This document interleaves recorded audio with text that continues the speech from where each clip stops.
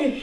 Salut, moi c'est Margot, je suis la créatrice des patrons de couture Petit Patron et aujourd'hui on est chez moi parce que c'est le confinement mais ça va pas nous empêcher de tourner cette vidéo. On y va? Et aujourd'hui j'ai envie de vous apprendre à coudre le gilet Isidore. Oui je sais c'est un gros plan, on le voit pas très bien, mais l'avantage c'est qu'on peut mettre des petites photos pour vous montrer.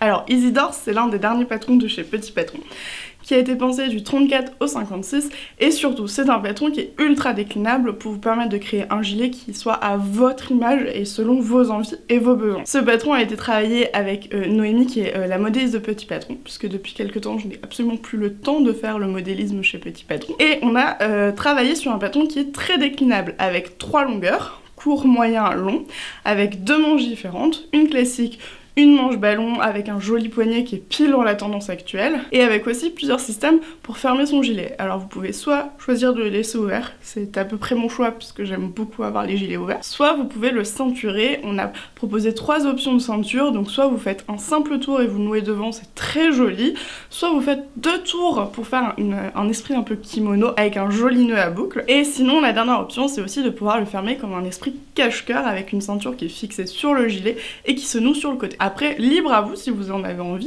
de venir poser des boutons. Nous, on vous a prévu une petite patte ici, qui est justement faite pour ça. C'est à vous de décider là où vous voulez mettre des boutons, combien vous voulez en mettre. Il suffit juste de faire des boutonnières et de poser les boutons. Bon, sinon, le gilet, concrètement, comment ça se passe? Alors la première chose c'est qu'il faut aller acheter le patron chez Petit Patron. Ici on est sur un patron payant puisque c'est un patron très élaboré de chez Petit Patron. Une fois qu'on l'a acheté, vous aurez un fichier PDF qui vous permettra d'avoir soit les planches en A4, donc c'est un format qu'on va pouvoir imprimer avec une imprimante classique. Il faut savoir pour ceux qui vivent à l'étranger et qui ont une imprimante Letter, le format est compatible, hein, c'est un A4 Letter. Soit vous pouvez aussi utiliser le format A0. Le patron A0 c'est un format où il y a tous les patrons sur la planche et vous allez le faire imprimer par un professionnel. Il y a une grande imprimante en 1 mètre de large.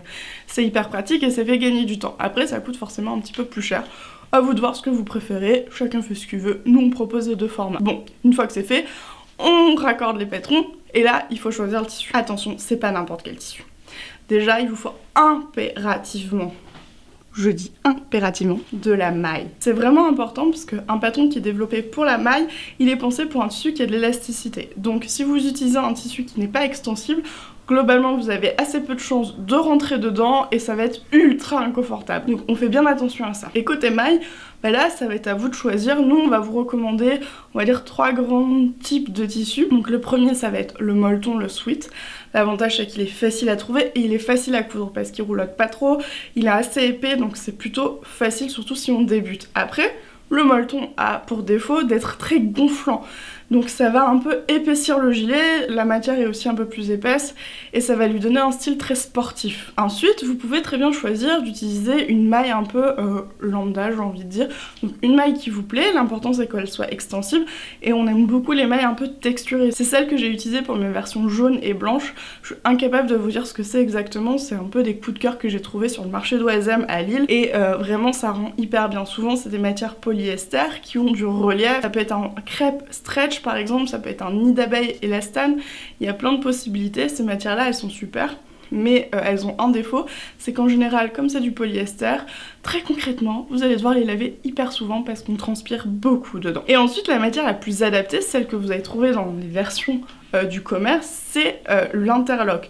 Donc c'est ça, c'est une matière tricot qui est vraiment très agréable à porter, qui est faite pour le gilet parce qu'elle est légère, elle est fluide et elle aura un joli tombé. C'est pas la matière la plus simple à coudre pour autant. Si vous êtes grand débutant, ne commencez pas forcément par ça parce que ça bouge beaucoup, ça peut roulotter. Mais par contre le rendu il est cool. Aujourd'hui on va utiliser justement une maille, c'est la même que la grise mais en mauve. Donc ces 2 mailles là on les a sélectionnées chez Atelier Neko, donc qui est la mercerie que j'ai lancée avec mon associée Charlotte. Notre objectif premier c'est de vous proposer des tissus qui soient vraiment adaptés au patron qu'on propose. Et comme on propose les petits patrons, ce qui est logique, là on avait fait attention à vous sélectionner 2 tissus parfaitement adaptés au gilet. Donc maintenant qu'on a le tissu, on sait ce qu'on va faire comme patron. Parlons un peu du matériel technique. Est-ce qu'il va falloir une surjeteuse, une recouvreuse, une machine à coudre, combien d'aiguilles, quel type d'aiguille? Beaucoup de questions, hein. Alors on y va. Première chose, il faut savoir que chez Petit Patron, tous les patrons peuvent être cousus à la machine à coudre si vous n'avez que ça. Par contre, si là vous avez une surjeteuse, j'ai envie de vous conseiller vivement de l'utiliser. Ça sera plus rapide, plus joli, plus propre et plus durable parce que la machine à coudre, elle sait faire du point élastique, on appelle ça le point jersey ou le point stretch. Le problème de ce point-là, c'est qu'à la base, c'est pas vraiment fait pour ça, du moins la machine à coudre, ce qu'on appelle la piqueuse plate, et du coup c'est un point qui est quand même moins solide sur le long terme. Après c'est quand même une solution géniale pour tous ceux qui n'ont pas la place, qui n'ont pas envie ou pas le budget d'investir dans des machines complémentaires. Avec une machine à coudre on peut faire beaucoup de choses. Donc si vous décidez de n'avoir que la machine à coudre, il va falloir prévoir une aiguille jersey, c'est indispensable. Donc c'est une aiguille stretch ou jersey, ça dépend des marques, ils lui donnent pas forcément le même nom. Et moi je vous recommande celle de chez Schmetz.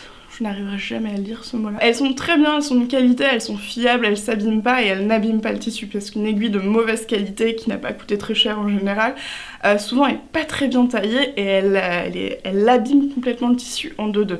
Et les mailles ça pardonne pas, hein. Dès qu'une aiguille n'est plus assez affûtée, ça l'abîme et ça agace. Donc si vous voulez coudre de la maille, que ce soit un gilet, un t-shirt ou autre, pensez bien à utiliser la bonne aiguille. Ensuite au niveau du fil, pensez à utiliser un fil de polyester. C'est très tentant d'utiliser du coton, on se dit que c'est naturel, c'est bio, c'est... Non, bon, au-delà, on va sortir du débat sur le coton polluant et pas forcément bio d'ailleurs. En vrai, pour que ça soit solide, préférez le polyester. Le coton est très raide et très cassant et va être adapté que à une matière 100% coton. Globalement, si vous voulez pas vous prendre la tête et ne pas avoir de mauvaise surprise, préférez le 100% polyester. Bon, ensuite, sur la machine à coudre, c'est optionnel mais très pratique et très joli, ça serait bien de prévoir une aiguille double. Alors, l'aiguille double, un peu moins connue, elle fait un peu peur, mais c'est pas très compliqué. En fait, c'est juste qu'on va utiliser 2 fils au-dessus, donc on a un deuxième porte-bobine qui normalement est fourni avec quasiment toutes les machines. On va faire le même chemin pour les 2 fils au niveau du dessus et on va enfiler un fil dans chaque aiguille. En dessous, on laisse la canette et on fait rien d'autre. On n'utilise pas de fil spécial, on utilise du polyester. En fait, l'aiguille double, elle va nous faire une couture parallèle qui peut être hyper pratique sur de la salopette, de la veste en jean par exemple, mais aussi en maille, parce que c'est un point qui est naturellement extensible, parce qu'en dessous vous avez un petit zigzag. Donc cette aiguille, elle est top, et moi c'est ce que je vais utiliser aujourd'hui pour faire mes dernières coutures qu'on va voir, parce que j'ai pas ramené toutes mes machines chez moi, j'ai ramené ma surjeteuse, ma machine à coudre, c'est déjà assez, j'ai pas ramené la recouvreuse. En plus je sais que peu de gens ont une recouvreuse, donc je trouverais plus intéressant de faire le tuto avec l'aiguille double et vous montrer que ça marche aussi. Bon, on a le matériel, on a le tissu, on a les patrons. Je vous compte sur vous pour les couper. Et maintenant on passe au montage. Alors je me suis un peu emballée, j'ai oublié 2-3 choses quand même. La première, si aujourd'hui vous montez tout à la machine à coudre, ce n'est pas une obligation, mais si vous voyez que votre tissu a tendance à s'effilocher, la plupart des mailles ne s'effilochent pas mais certaines vont quand même s'effilocher, pensez à faire un zigzag sur le bord de votre tissu après chaque couture. Ça c'est la première chose. Ensuite, pour que ce soit plus simple, si vous avez des pinces de couture, donc c'est ces petites choses colorées et très mignonnes, c'est vachement sympa pour le jersey, pour la maille, parce que ça tient hyper bien le tissu. Si vous utilisez une surjeteuse, il n'y a pas de risque qu'une épingle passe et foute en l'air le couteau. Rip à tous mes couteaux qui sont partis comme ça. C'est chiant de casser son couteau, ça coûte un bras, donc on essaie d'y faire attention. Et l'autre avantage, c'est que les épingles, ça bouge beaucoup et ça glisse vite dans la maille. Donc moi, c'est vrai que j'ai tendance à préférer les pinces couture pour la maille. Alors après, vous faites avec ce que vous avez, c'est pas bien grave, mais aujourd'hui, vous allez voir que le tuto, je le fais avec les pinces et que j'utilise ma surjeteuse. Donc pour le montage, la seule différence, vous faites une couture plus un zigzag, à la surjeteuse c'est tout en un. C'est l'avantage et c'est pour ça que je disais en début de vidéo que c'est plus rapide à la surjeteuse, qu'il faut pas hésiter à l'utiliser.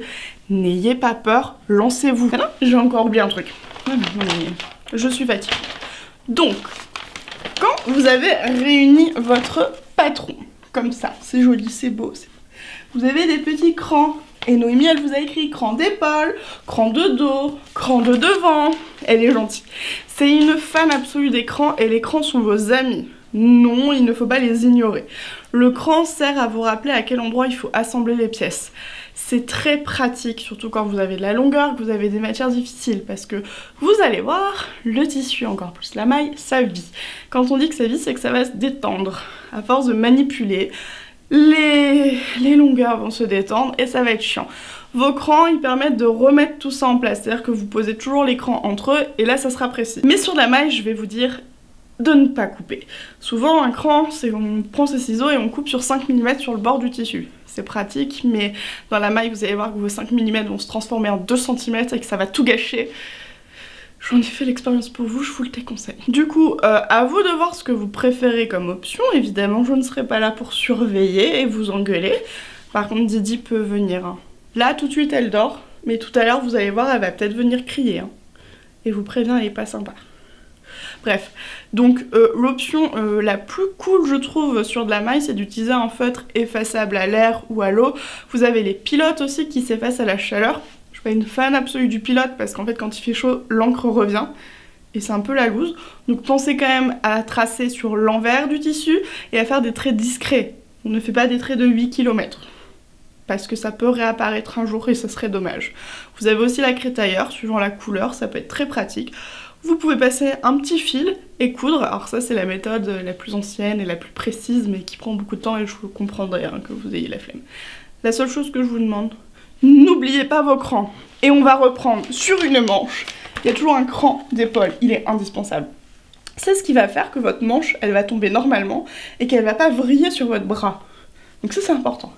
Les crans devant et dos ici, ils sont là pour le montage, ils sont importants, mais ils sont aussi très pratiques pour vous aider à reconnaître le devant du dos. En général, 2 crans c'est devant, 1 cran c'est dos. Vérifiez quand même toujours, mais c'est un petit repère très pratique. Et faites attention, il y en a un petit peu partout sur les patrons. Noémie aime l'écran. Cette fois, c'est la bonne. On commence le montage. On commence et on prend ça en forme d'O, qui a cette petite forme-là. On va venir y assembler l'enforme devant de chaque côté sur les épaules. Pour ça, on prend les 2 enformes et c'est la partie en billet qui vient sur l'épaule.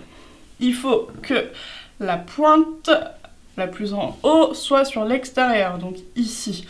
Vous devez donc obtenir cette forme-là. On y place des épingles et surtout, on évite de ne pas épingler quand c'est de la maille, ça bouge dans tous les sens et c'est un peu pénible. On met bien sûr endroit contre endroit et on va venir faire une couture ici et ici à 1 cm. On n'oublie pas de faire un zigzag si on le fait à la machine à coudre. Une fois que c'est fait, on met de côté. On prend maintenant son dos. Et on s'intéresse aux épaules. On prend chaque devant et on vient le plaquer endroit contre endroit sur les épaules. Donc ici, pour bien vous situer, vous devez avoir l'emmanchure du même côté et la partie droite au milieu.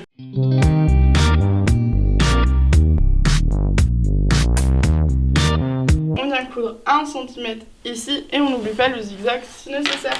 Et maintenant que c'est cousu, on s'intéresse à l'emmanchure.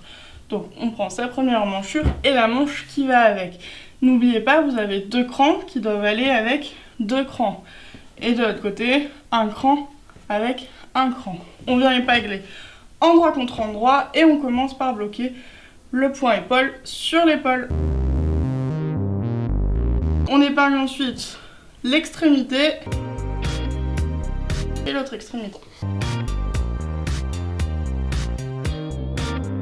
Avant de tout épingler, il faut savoir qu'on va aussi bloquer le cran et que ici vous aurez un peu d'embut. C'est normal, c'est pour pouvoir bien bouger l'épaule, bien bouger le bras. Il y a toujours plus d'embut sur la manche que sur l'emmanchure. Donc on va répartir cet embut et épingler tout du long.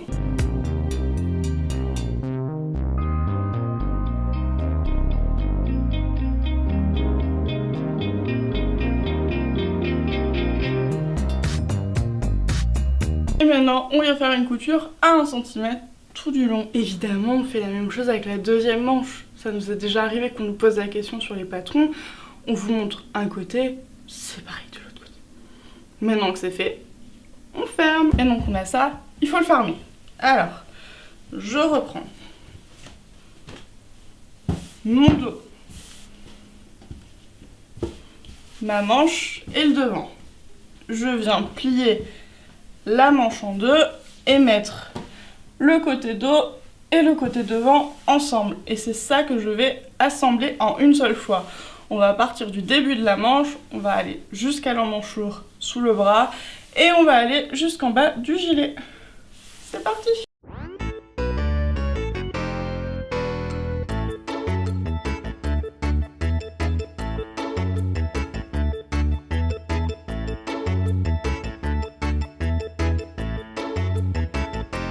Et je couds à 1 cm. Alors là, on va s'attaquer aux manches ballon. Donc c'est la manche qui est froncée avec un joli poignet. Mais dans le papa, vous avez vu, il existe aussi une autre manche qui est la manche toute simple, comme sur ma version grise. Et ben là, c'est pas très compliqué. En fait, on fait juste un rabat de 4 cm de tissu vers l'intérieur de la manche et on fait une couture. C'est tout. Juste, c'est tout. Ça devrait aller. Bon, du coup, on va passer à la manche ballon. Elle est un chouille plus compliquée, mais pas beaucoup plus compliquée. Allez, on y va. On va prendre les poignets. Si tout va bien, vous en avez 2, identiques. Toujours la même chose, on a 2 bras, 2 manches, donc 2 poignets. On va d'abord venir plier en 2 de cette manière et coudre ici, à 1 cm.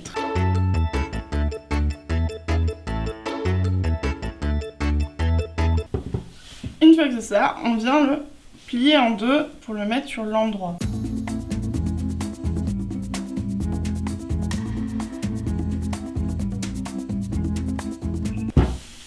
Et maintenant, on prend sa manche. Là, elle est assez large parce qu'on va la froncer. Pour ça, on va passer des fils de fronce. Avec sa machine à coudre, on passe un premier fil, donc une couture avec le point le plus large possible à 5 mm, et un deuxième, voire un troisième, pour pouvoir sécuriser. Comme ça, si vous avez l'un de vos fils qui casse, vous avez le 2 et le troisième qui vont assurer. À vous de choisir si vous voulez faire 2 ou 3 coutures, mais surtout n'en faites pas qu'une, vous allez voir, c'est casse-pied, parce que si ça casse, faut tout recommencer.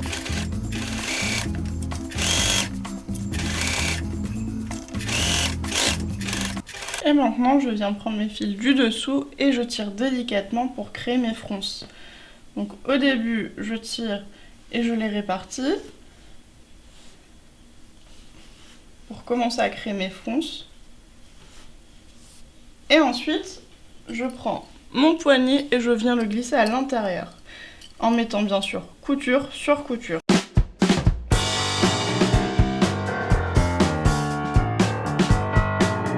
Et mon objectif, ça va être d'avoir le tissu suffisamment froncé pour faire pile la taille de mon poignet.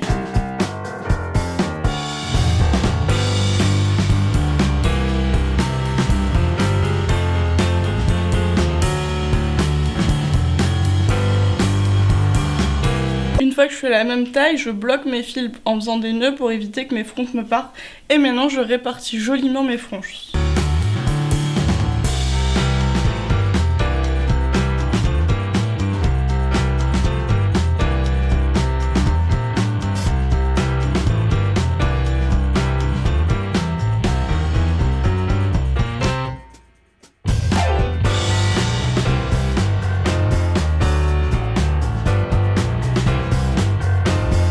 À faire une couture à 1 cm.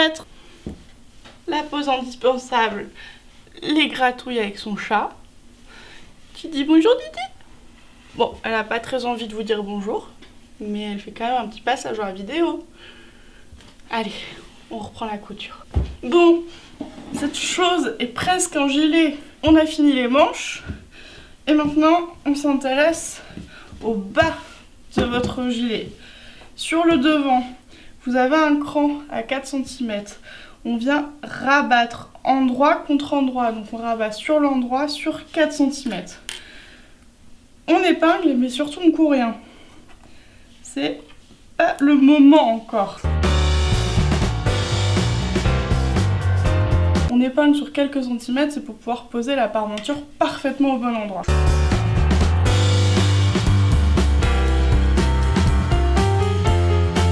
La fameuse parmenture, justement, on la récupère, on l'avait mise de côté et on vient épingler l'intérieur de la parmenture, donc au niveau du dos, c'est la partie la plus étroite, sur l'endroit de votre dos en colure et ensuite on vient descendre jusqu'en bas. Je commence déjà par mettre une épingle sur chaque épaule pour bien raccorder mes pièces.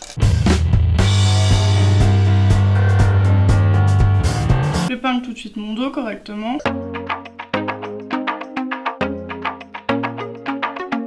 Et maintenant, je m'intéresse au devant. Je viens poser cette pièce bien endroit contre endroit. Et quoi qu'il arrive, même si mon tissu a bougé, que les différences de taille se font sentir maintenant, je viens épingler sur le bas et ça doit dépasser de 1 cm sur l'ourlet. Donc mon ourlet est rabattu de 4 cm ici. Sur ce bord-là, je viens superposer par-dessus ma parmenture sur 1 cm. Elles doivent bien se superposer.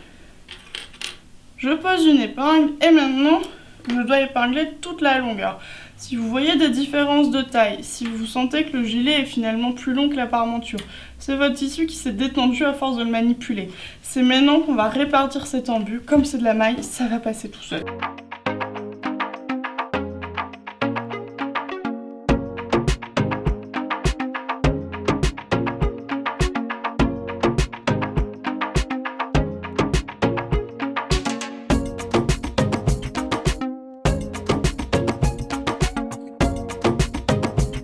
Je viens coudre d'un bout à l'autre à 1 cm, c'est le moment d'enfiler sa machine avec la double aiguille. Alors la première chose, c'est qu'on va venir mettre son aiguille en bas. Ensuite, on va prendre son deuxième porte-bobine. Alors sur la mienne, il se met à cet endroit-là, ça va dépendre. Regardez bien sur votre notice. Je mets ma deuxième bobine, je prends mes 2 fils et je fais le parcours avec les 2 fils à la fois. Et une fois que je serai là, j'aurai juste à enfiler dans le chat de mon aiguille et c'est tout pour la canette. J'ai rien à faire, ne serait pas remettre la bonne couleur évidemment. Il n'y a pas besoin d'autre chose pour préparer son aiguille double. C'est hyper simple et très pratique. Il ne reste plus qu'à rabattre sur l'envers aussi bien la parmenture que préparer votre ourlet qui font tous 4 cm. Donc on rabat 4 cm en bas pour créer l'ourlet du bas et la parmenture qui de base fait déjà la bonne dimension, on la rabat sur l'intérieur. On passe un coup de fer pour bien plaquer, je vous conseille d'utiliser du papier sulfurisé.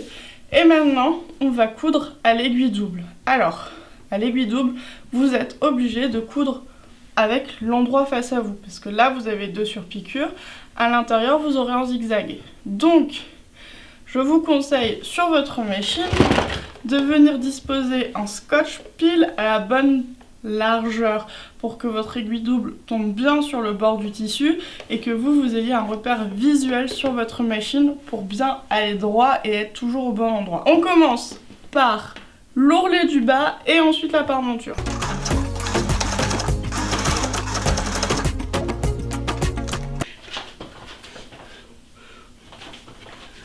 Alors, c'était compliqué? Franchement, c'est une pièce assez simple, plutôt rapide à coudre et surtout très pratique parce qu'on peut la mettre avec plein de choses. Du coup, avant de conclure, si vous voulez obtenir le patron Isidore, il est disponible en barre d'infos juste en dessous sur petitpatron.com. Et Didi vous fait un coucou pleine de mauvaise volonté, mais c'est pas grave. De toute façon, elle fait la gueule tout le temps. Sur ce, je vous laisse. N'hésitez pas à vous abonner, à laisser des commentaires, à me rejoindre sur les réseaux sociaux. Faites ce que vous voulez. Moi, je vais bosser sur le prochain tuto. Salut!